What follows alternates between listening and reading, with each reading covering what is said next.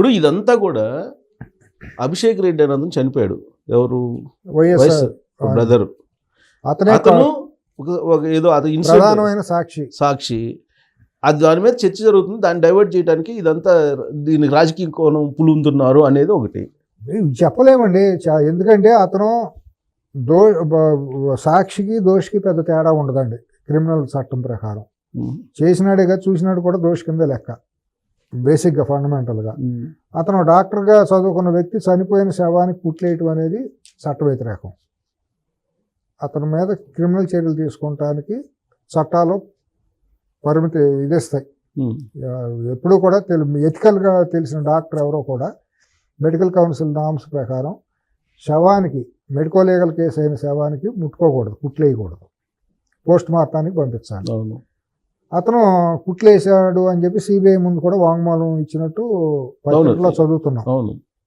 అంటే అతను కూడా నిందితుడే దాంట్లో. కాకపోతే నిందితుడు సాక్షి అయ్యాడు. అతను రేపొద్దున సాక్షిగా చెబితే వాళ్ళు కొంపలు మునుగుతాయి మళ్ళీ సిబిఐ ఎంక్వైరీలో. అతని మరణం కూడా చాలా సస్పిషియస్గానే ఉంది. మరణం లేదు, ఇంకా చనిపోలేదు అంటారు, ఇంకా ధృవీకరించలేదు అంటారు. మరి బ్రెయిన్ డెడ్ అయ్యి అనేది కోమాలో ఉన్నాడు అని. కోమాలు ఎప్పటి నుంచో కోమాలోనే ఉన్నాడు. చాలా నెలలుగా నేను వింటుంది ఏంటంటే అతను చాలా రోజులుగా అనారోగ్యంగా హాస్పిటల్లో ఉంటున్నాడు. అంతకుముందు 3-4 నెలల క్రితం ఏదో ఆల్మోస్ట్ చనిపోయాడని కూడా. 2024 ఎన్నికలకు ముందు కడప ఎంపీగా ఈ అవినాష్ రెడ్డి బదులు అభిషేక్ రెడ్డిని ఏదో తీసుకురావాలని అనుకున్నారు. అప్పుడు అరెస్ట్ అయితే, ఇతను అరెస్ట్ అయితే, సిబిఐ కనుక అరెస్ట్ అయ్యి జైల్లో పెడితే అతను తీసుకురావాలి, అతన్ని పెట్టాలని కూడా ఆల్మోస్ట్ ప్రిపేర్ చేశారు. వాళ్ళు కజిన్ అనే మాట అని అన్నారు. ఎవరు డాక్టర్ అంటాను అన్నారు. వైజాగ్ లో ఇతను ఆర్థోపెడిషన్ ఉంది, నాకు ఆ వివరాలు తెలియదు. నాకు తెలిసినంత వరకు ఆర్థోపెడిషన్ కొంచెం మంచి డాక్టర్ అని అంటున్నారు. అయితే అదంతా 2024 ఎన్నికలకు ముందు జరిగింది. సీన్ కట్ చేస్తే అప్పటి నుంచి కోమాలో ఉన్నాడు. తర్వాత సడన్ గా కోమాలోకి వెళ్ళాడు, బెడ్ మీదే ఉన్నాడు. ఏం జరిగిందో తెలియట్లేదు అని అన్నారు. ముందు నాకు తెలిసిన మిత్రులు ఏంటంటే కడపకు చెందిన మిత్రులు స్లో పాయిజన్ ఇచ్చారు అని అన్నారు. మరి ఎవరు ఇచ్చారో ఏమి ఇచ్చారో మనకు తెలియదు అనుకోండి. ఉన్నట్టుండి ఇల్లు హెల్త్కి వెళ్ళిపోయాడు, అన్కాన్షియస్లో ఉన్నాడు అనే మాట తెలిసింది. ఇంకా మంచి కుటుంబమేనో కుర్రాడు అని అన్నారు. ఇంకోటి ఏంటంటే ఇప్పుడు డాక్టర్ గంగిరెడ్డి కూడా మంచి మనిషే, ఆయన మీద ఎటువంటి ఆరోపణలు లేవు. పెద్ద మనిషి ఆయన, పులివెందుల్లో విలువలు కలిగిన మనిషే. భారతిరెడ్డి గారికి తండ్రి కదా, తండ్రి. ఆయన విలువలు కలిగిన మనిషే. మాట పులివెందులు ఎవరో కూడా ఆయన ఎల్లెత్తి చూపించలేరు. ఆయన భార్య వాళ్ళందరూ కూడా మొదటి నుంచి కూడా నాకు సన్నిహితంగా తెలిసిన మిత్రుల ద్వారా ఇది చేసింది. వ్యక్తిత్వం కలిగిన మనిషి ఆయన, ఎవరో కూడా ఏలుబెత్తి చూపించలేని మచ్చలేని మనిషే. సరే, దాంట్లో ఉన్న కాంపౌండర్ వచ్చి కుట్లేశాడు. ఆయన హాస్పిటల్ ఆయన కుట్లేలా. చాలా మంది ఏమనుకుంటారంటే గంగిరెడ్డి వేయలా. ఆయన ఆ టైంలో నాకు తెలిసి ఏంటంటే, సన్నిహితంగా నాకు తెలిసిన ఇదేంటంటే, ఆయన ఆ టైంలో ఆ రోజు హైదరాబాద్లో ఉన్నారు. నాకు ఆయన క్లాస్మేట్ ఫ్రెండ్ ఒక ఆయన ఉన్నారు, శివారెడ్డి గారు, నాకు బాగా మిత్రులు. వాళ్ళిద్దరు కూడా బాగా ఏరా అనుకునేంత సన్నిహిత మిత్రులు. ఆయన చెప్పారు, ఆయన అబద్ధం చెప్పే మనిషి కాదు, చెప్పాల్సిన అవసరం కూడా ఆయనకి ఏం లేదనుకోండి. బట్ ఆయన కూడా దాంట్లో సాక్షి. కేసులో ఆయన కూడా, గంగిరెడ్డి గారు కూడా సాక్షి. ఎందుకంటే హాస్పిటల్ ఆయన ఇచ్చేసారు కాబట్టి, మరి నేను డీటెయిల్డ్గా సీడీ ఫైల్ చూడలేదు కాబట్టి నాకు మాట్లాడకూడదు. బట్ ఆయన చనిపోయాడు. ఈ కుర్రాడు ఇతను కుట్లేశాడు. ప్రధానంగా వెళ్ళి అక్కడ శవం దగ్గర డ్రెస్సింగ్ చేసింది ఈ కుర్రాడేనంట, చనిపోయిన అభిషేక్ రెడ్డి. వెళ్ళటం కూడా తప్పే అయినా మరి అతను నిన్న చనిపోయాడు. ఇంకా 2-3 సాక్షులు కూడా చనిపోయారు. ఎందుకండి నాకు మొన్న తెలిసింది ఏంటంటే, ఒక ప్రధానంగా అంటే నేను పేర్లు ఉదహరించను టెక్నికల్గా. ఆయన వివేకానంద రెడ్డి గారు చనిపోయినప్పుడు ప్రధానమైన వ్యక్తులు, 2 భార్యాభర్తలు హెలికాప్టర్లో వెళ్ళాల్సిన వాళ్ళు బై రోడ్డుగా వెళ్ళారు.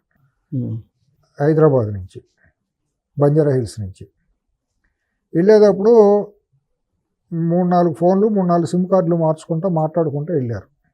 సాయంత్రానికి చేరారు అక్కడికి. మర్డర్ జరిగిన తర్వాత ఎర్లీ మార్నింగ్ వాళ్ళకి మెసేజ్ రాగానే వాళ్ళు ఇక్కడి నుంచి తాపీగా బయలుదేరుకుని సాయంత్రం 4ంటికి ఎప్పుడో 3ంటికి చేరారు అక్కడికి. ఆ కారు డ్రైవరు అనుమానాస్పద స్థితిలో చనిపోయాడు అని నేను విన్నాను.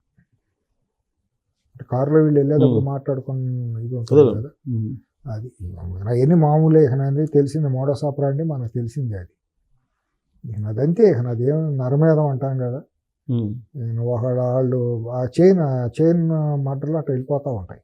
గంగిరెడ్డిది కూడా ఆ జాబితానేనా?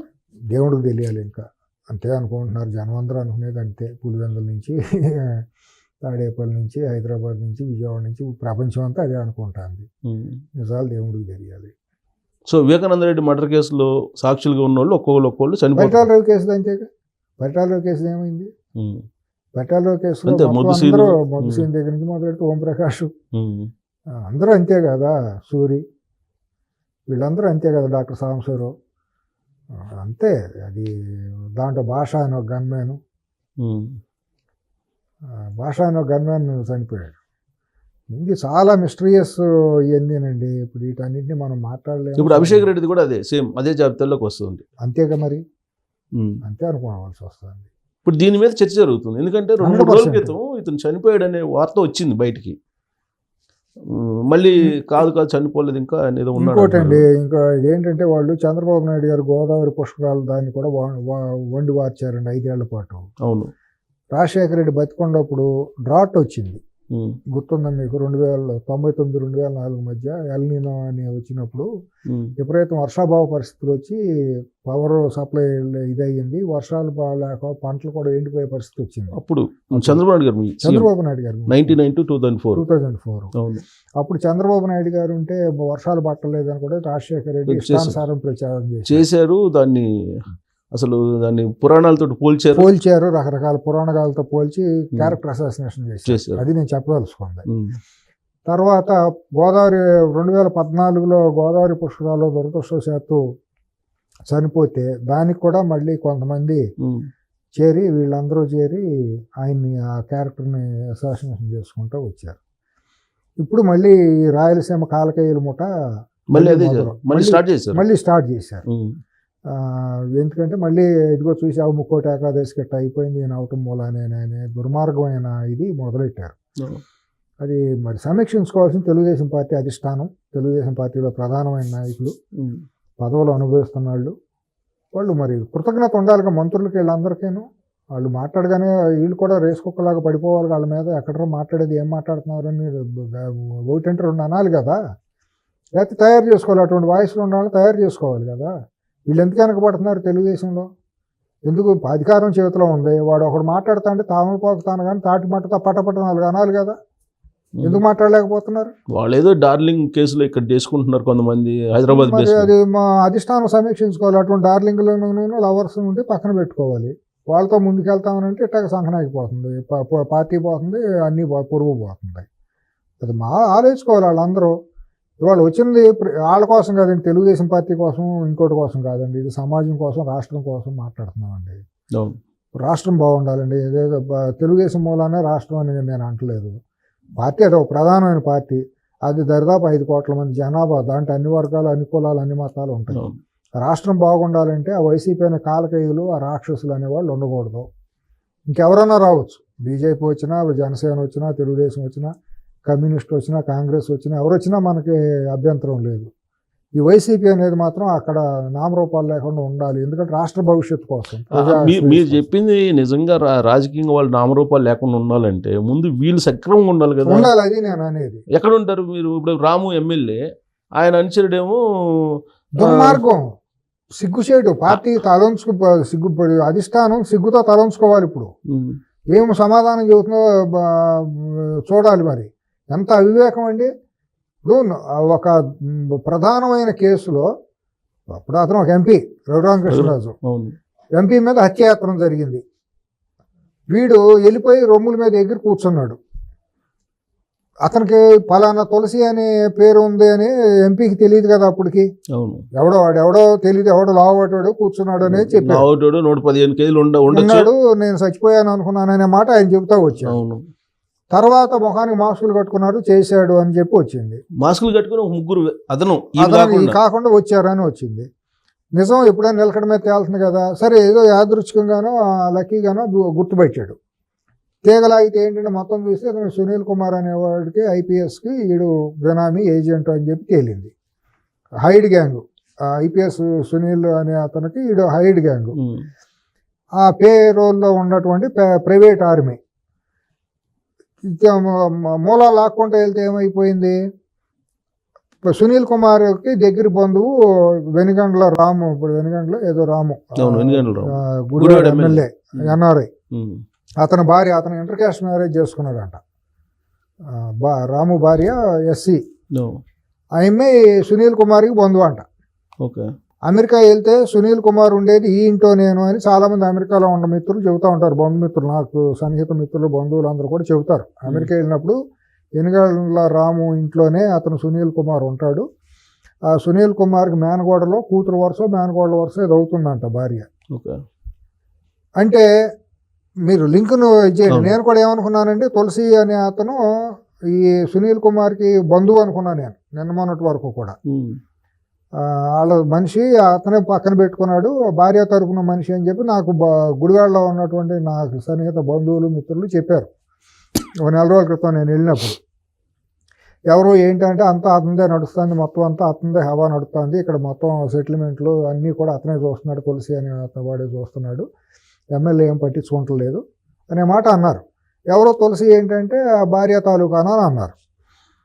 అంటే లింక్ మీరు చూడండి, సునీల్ కుమార్ అనే మనిషి చేతిలో ఉన్న బెనామీ రఘురామకృష్ణరాజు మీద కూర్చుంటంలో తర్వాత వచ్చి మళ్ళీ అతను గుడివాడలో ఇది చేయటం అని అంటే సునీల్ కుమార్ ఇంప్లాంట్ చేసినట్టే కదా. 2x2 4 అన్నట్టు తెలిపోతాను తెలియదు కదా, ఇది బయటకు వచ్చింది కదా. అక్కడికి వచ్చినప్పుడు నువ్వు అసలు జిల్లా కాదంట. నేను నిన్న ఒక వేరే వీడియోలో మాట్లాడతా, నేను బంధువు అని చెప్పిన తర్వాత నాకు రాత్రి ఉదయం ఫోన్ కాల్స్ వచ్చి క్లారిఫికేషన్ కాదు, ఇతను ప్రకాశం జిల్లా అద్దంకి దగ్గర ఏదో పాలపర్రు అని, ఇతని ఇంటి పేరు కామినేని అని, పారపల్లి అని విలేజ్, ఇతను కామినేని అని, ఇతను కూడా కమ్మకులస్తుడేనని, ప్రకాశం జిల్లా వాడు. ఇతనికి నేర చరిత్ర అనేది బలంగా ఉందని మనకు తెలిసిన వార్త. ఇక్కడ ప్రకాశం జిల్లా వాడు వెళ్ళి గుడివాడ రాజకీయం ఏం చేస్తాడు, అసలు నీకు ఏ రకంగా సంబంధం? పైగా గుడివాడ రండి, మీ డ్రెస్ వేసుకుని చూస్తాను, నీ పేరు పెట్టుకురా, దమ్ముంటే నువ్వు పేరు చూపించుకునిరా, నీ అంత చూస్తాను, నేను వీఆర్లో పెట్టకపోతే నేనేం చేస్తాను చూస్తాను సవాలు ఇస్తాడు వీడు ఎవడు అసలు? ఆఫ్టర్ ఆల్ వీడిని గుడివాడలో పెట్టుకుంటే ఎమ్మెల్యే ఎవరి సలహాతో పెట్టుకున్నావు నువ్వు? అర్థమైపోతుంది కదా సమాజానికి. సునీల్ కుమార్ అనే వ్యక్తి ఐపీఎస్, మాజీ ఐపీఎస్ లేదా మాజీ చీఫ్, సిఐడి చీఫ్ అనే ఒక నేరస్తుడు, అతని కనుసన్నల్లోనేగా నువ్వు నడుస్తుంది, గుడివాడ ఎమ్మెల్యే నడుస్తుంది అనేది తెలిసిపోతుందిగా, కళ్ళగట్టినట్టు తెలిసిపోతుందిగా.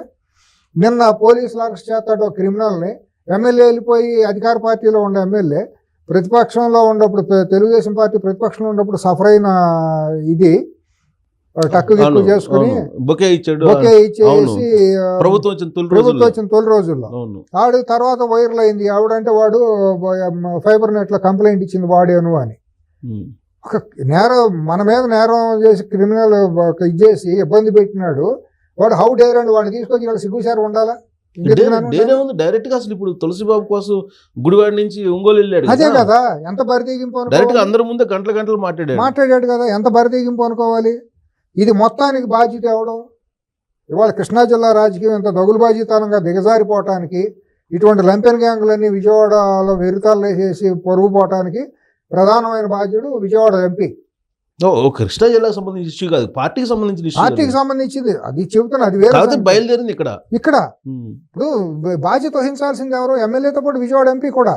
ఎందుకంటే తిరువురులో ఒక ఎమ్మెల్యేని తీసుకొచ్చి పెట్టాడు, ఒక అసాంఘిక శక్తిలాగా తయారయ్యాడు అతను అక్కడ.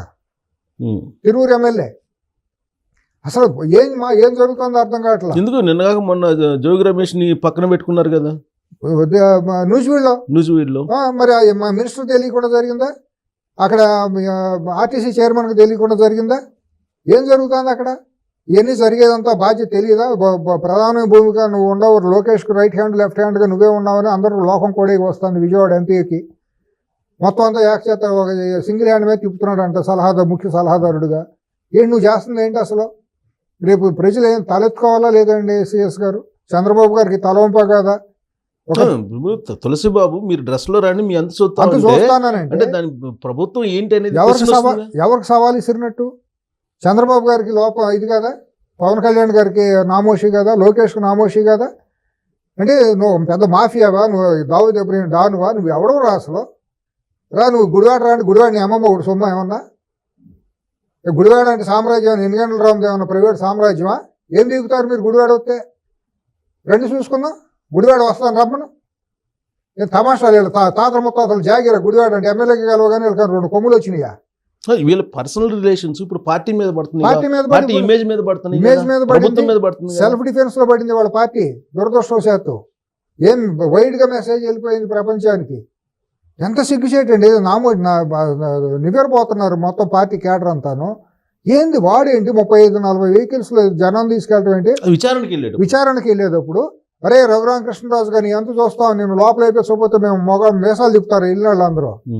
అతను ఒక రాజ్యాంగ పదవిలో డిప్యూటీ స్పీకర్ పదవి అంటే రాజ్యాంగ పదవిలో ఉండండి. అరే ఒరే ఆయన మాట్లాడేసేసి అక్కడ నీ ఎంత చూస్తావు, నేను లోపల వేస్తాం, కోర్టుకి ఇడుస్తావు సవాళ్ళు విసురుతారా? వీడు వెళ్ళిపోయి నువ్వు నీకు దమ్ముంటే నువ్వు రా, కాకి డ్రెస్ వేసుకురా, గుడివాడ నీ ఎంత అయితే చూస్తాను అంటాడా? ఏమనుకుంటున్నారు ఇది? అసలు అక్కడ పోలీసులు కూడా ఏం చేయలేకపోయారు. 30 వెహికల్స్ వెళ్ళారండి. వెళ్తే కనీసం అరెస్ట్ చేసి లోపల పడేయాలి. ఆడ వేసిన దీనికి అసలు హోమ్ మినిస్టర్ ఇంతవరకు మాట్లాడదు ఆవిడ. మరి ఆవిడేమీ అర్థం కావట్లేదు. ఎన్నో పొంకాలకు సిరీస్ ఆఫ్ ఈవెంట్లు జరుగుతున్నాయి అక్కడ. ఇటువంటి ఒక నిందితుడి కోసం 30 మంది వెహికల్స్ లో వెళ్ళి ఆడ అరౌడ్ చేస్తే వాళ్ళ మీద చర్యలు తీసుకునే పరిస్థితి. అసలు వాడు ఇంతకీ తెలుగుదేశం వైసీపీనే, వాడు వైసీపీలో నిన్నమొన్నటి దాకా దాంట్లో వాళ్ళు క్రిమినల్. అంతే కదా, రఘురామకృష్ణరాజు గారు గుండెల వైసీపీ ఏజెంట్. వాళ్ళు అటు రంగులు మార్చేసుకుని వాళ్ళు అటు వచ్చి పోలీసుల్ని సవాలు విసురుతా అంటే ప్రభుత్వానికి సిగ్గుచేటు కాదు? హోమ్ మినిస్టర్ సిగ్గుచేటు కాదు? ముఖ్యమంత్రికి సిగ్గుచేటు కాదు? పార్టీని నడిపిస్తున్న లోకేష్కి సిగ్గుచేటు కాదు? పార్టీలో భాగస్వామ్యమైన పవన్ కళ్యాణ్కి సిగ్గుచేటు కాదు? నాకు ఒక డౌట్ ఏంటంటే, ఇప్పుడు పార్థసారథి గారిని ఎక్స్ప్లెనేషన్ అడిగారు ఆ ఇన్సిడెంట్ జరిగినప్పుడు, పేరు నాని. అవును. దీంట్లో ఇంత జరిగినప్పుడు రాముని పిలిచి మాట్లాడే రామునే కదా, రాముతో పాటు విజయవాడ ఎంపీని కూడా బాధ్యుని చేయాల్సిందే. ఇవాళ కృష్ణా జిల్లాలో జరుగుతున్న అన్ని రాజకీయాలు కొన్నిసార్లు నేను మాట్లాడలేను, వాటన్నిటికి కర్త కర్మ క్రియ అతనుగానే ఇవాళ అతను పిలిచి మాట్లాడాల్సిందే. మరి ఏది పిలిచి మాట్లాడలేదు, మొత్తం అతను బాధ్యత తీసుకోవాల్సిందే. విజయవాడ ఎంపీ వీళ్ళందరూ దిగుమతి చేసింది అతను అమెరికా నుంచి. ఇంకోటి ఏంటి సిఎస్ గారు, నువ్వు గుడివాడలో ఎమ్మెల్యేగా గెలిచినప్పుడు నువ్వు ప్రజలతో కదా మమేకమై ఉండాల్సింది. అమెరికా వెళ్ళిపోయి పూలమాలలో ఆ హెలికాప్టర్లో పూలు జిమ్మిచ్చేసుకుంటాం, భారీ ర్యాలీలు చేసుకుంటాం. నువ్వు ఇక్కడ గుడివాడలో జనాలు ఓట్లు ఎత్తే గెలిచావా, అమెరికాలో ఉన్న ఓట్లు ఎత్తే గెలిచావా? ఏంటి అది బరితెగింపు అంటాం, ఏమంటాం దాన్ని? అది బాధ్యత రాహిత్యం కదా. నువ్వు ఇక్కడ వెళ్ళాల్సిన మండలానికి వెళ్ళాలి, గ్రామానికి వెళ్ళాలి, కార్యకర్తలతో కృతజ్ఞతాపూర్వకంగా వాళ్ళతో మమేకం అవ్వాలి కదా. నువ్వు అమెరికా వెళ్ళిపోయి నువ్వు ఇక్కడ ఒక ఏజెంట్ని పెట్టుకుని నువ్వు ఎందుకు అంటున్నప్పుడు ఎవరిని ఏడిపెత్తానికి, ఎవరిని ఇబ్బంది పెడతావు? నువ్వు ఎమ్మెల్యే అయ్యావు డబ్బు మతంతోనా, నీకున్న డబ్బుతోనా నువ్వు ఎమ్మెల్యే అయింది? ఇవాళ నువ్వు ఎమ్మెల్యే అయిపోయిన తర్వాత నువ్వు ఏజెంట్గా ఎవరినో తులసి అనేవాడిని తీసుకొచ్చి అక్కడ పెడతావు. ఇవన్నీ అబ్జర్వ్ చేసిన తర్వాత ఇప్పుడు ఆ కేసు ప్రాపర్గా ఇన్వెస్టిగేషన్ జరుగుతుంది అనుకుంటున్నారు మీరు? జరుగుతుందని నేను అనుకుంటున్నాను. దాంట్లో మాత్రం ఎటువంటి లోపాలు జరగవని అనుకుంటున్నాను నేను. అంటే పోలీస్ యంత్రాంగం విచారణ చేయాలి, ఎంత స్ట్రాంగ్గా ఉన్నారు గవర్నమెంట్లో అంటే మరి వాళ్ళు ముందుకు వెళ్ళాలిగా ఇన్వెస్టిగేషన్లో. వెళ్తుంది, ఎందుకంటే వాళ్ళకే సవాలే కదండి. ఇప్పుడు రేపొద్దున చేయలేదు అనుకోండి, అది బూమరాంగ్ అవుతుంది. అది పోలీసులకి సిగ్గుచేటే. రేపొద్దున రఘురామకృష్ణరాజు గారు కూడా దాని ప్రెస్టేజ్గానే తీసుకుంటారు. ఆయనకేం తక్కువ, డబ్బు తక్కువ. కానీ ఇప్పుడు అధికారం ప్రభుత్వంలో ఉండే పెద్దలు సీరియస్గా దాన్ని ఇన్వాల్వ్ అయ్యి మీరు చట్టం తన పని తాను చేసుకోబోనివ్వండి అని చెప్తే తప్ప వాళ్ళు వెళ్ళరు కదా. ఐపీఎస్లు కూడా చెప్తారండి వాళ్ళు, లోకేష్ గారు కానీ చంద్రబాబు గారు కానీ చెప్పి తీరాలి. నాకున్న సమాచారం, నాకున్న ఇదేంటంటే ఇన్ఫర్మేషను, దీంట్లో మాత్రం ఎట్టి పరిస్థితుల్లోనూ వాళ్ళు ఏకపక్షంగా మీరు చేయమని చేయొద్దని ఏమీ ఇన్వాల్వ్ కాలేదు చంద్రబాబు గారు. ఎటుపక్కకి చట్టం మీ ధర్మాన్ని మీరు నిర్వర్తించండి, చట్ట ప్రకారం వెళ్ళమని చెప్పారు ఆయన. చట్ట ప్రకారం వెళ్తేనే వాళ్ళ అరెస్టులు చెప్పొచ్చు. ఇప్పుడు రాము అక్కడికి వెళ్ళి నిందితుడితోటి ఉన్నారు, రాము లోకేష్ గారికి క్లోజ్ అని చెప్పి అధికార యంత్రాంగం అందరికి తెలుసు. ఇలాంటి సిచ్యువేషన్లో విచారణ జరిగిద్ది అంటారా? ఇంకోటండి, లోకేష్కి దగ్గర అని చెప్పి వీళ్ళు మార్కెటింగ్ చేసుకోవచ్చు, పక్కన ఉండి 4 ఫోటోలు తీసి పెట్టుకోవచ్చు. దగ్గర అవడం దూరం అవడం పెద్ద సమయం ఏం కాదు.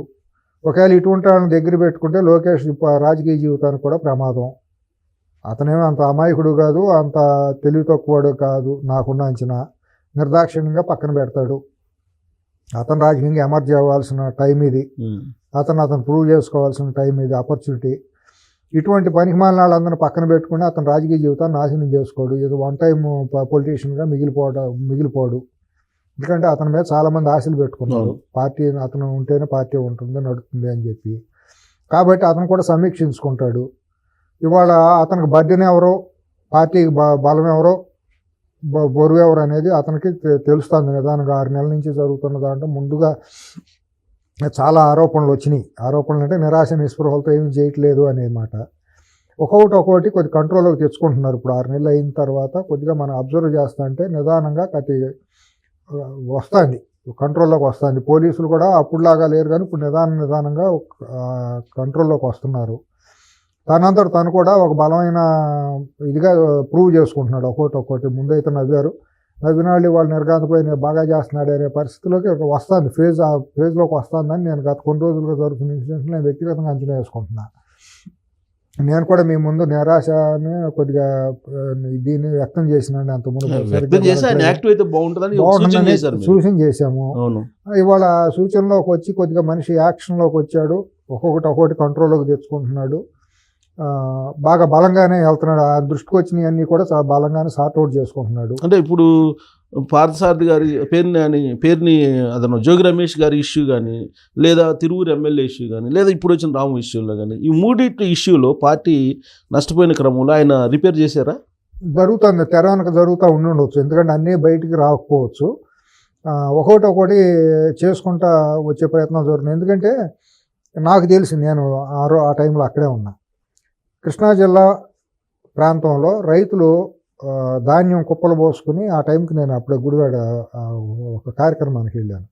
అప్పుడు పంట చేతికి వచ్చే టైంలో రైతులందరూ చాలా గిట్టుబాటు ధర లేక, సంచులు దొరక చాలా ఇబ్బందులు పడతా పెడితే వాళ్ళందరూ కూడా వీడియోలు చేసి సోషల్ మీడియాలో కొద్దిగా చేసి కొన్ని కారణాల రీత్యా లోకేష్ దృష్టికి వెళ్ళింది. వెంబటనే ఇమీడియట్గా రియాక్ట్ అయ్యి అందరికీ గిట్టుబాటు ధరలు ఇచ్చేసి మనీ డెలివరీ చేసి దానికి ఎవరైతే బాధ్యులు అయిన వాళ్ళు అందరిని సస్పెండ్ చేసి చాలా ప్రాంప్ట్గా యాక్ట్ చేశాడు.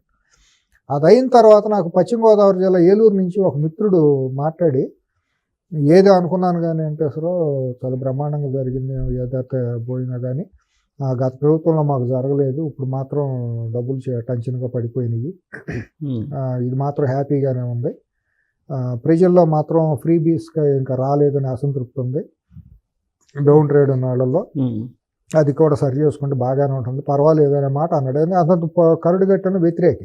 ఇప్పుడు లోకేష్ గారు అనేక అంశాల్లో చాలా చురుగ్గా వ్యవహరిస్తున్నారు. ఇప్పుడు విద్యాభ్యాసం కూడా ప్రక్షాళన చేస్తున్నారు. దాంట్లో కాదు కదా, ఇప్పుడు పార్టీ పరంగా జరుగుతున్న నష్టం అనేటువంటి అంశంలో ఈయన సరిగ్గా వ్యవహరించట్లేదని ఆర్కే కూడా మొన్న వీకెండ్ లో గత చాలా వీడియోలో మాట్లాడుకున్నాం.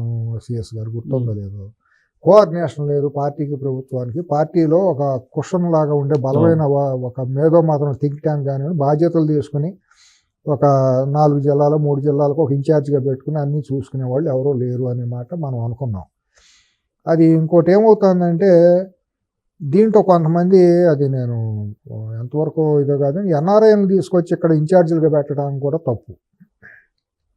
ఎన్ఆర్ఐ అనేవాడు ఏదో ఉద్యోగం చేసుకుంటా అమెరికా పోయి అక్కడ వ్యాపారం చేసుకునే వాళ్ళు ఏదో 4 రూపాయలు సంపాదించి నాకు సేవలు చేసి ఇక్కడికి వస్తామని చెప్పి ఇక్కడ ఇన్ఛార్జీలుగా అప్పచెప్తే వాళ్ళు అంత పెద్దగా గొప్పగా పెర్ఫామ్ చేస్తారని నేను అనుకోను. ఇంటరాక్షన్ ఉండాలంటే ఫేస్ వాల్యూ కూడా ఉండాలి, చెప్పుకునే అవకాశం కూడా ఉండాలి. ఇక్కడ ప్రజాక్షేత్రంలో ఉండి పార్టీలో ఉండి అందరికి 10 మందికి తెలిసిన వాళ్ళు ఇన్ఛార్జీలుగా పెట్టుకుంటే అదొక ఇదిగా ఉంటుంది. అట్లాగే పార్టీలో రాజకీయ నిరుద్యోగులకు కూడా ఒక ఇన్ఛార్జికి ఇచ్చామంటే అతను ఒక పోస్ట్ లాగా ఫీల్ అవుతాడు. ఎవడనో అమెరికాలో వెళ్ళి $4 సంపాదించినాన్ని తీసుకొచ్చి ఇక్కడ ఇన్ఛార్జీలుగాను పరిశీలకులుగా పెడితే పార్టీకి నష్టం జరుగుతుందని నా వ్యక్తిగత అభిప్రాయం.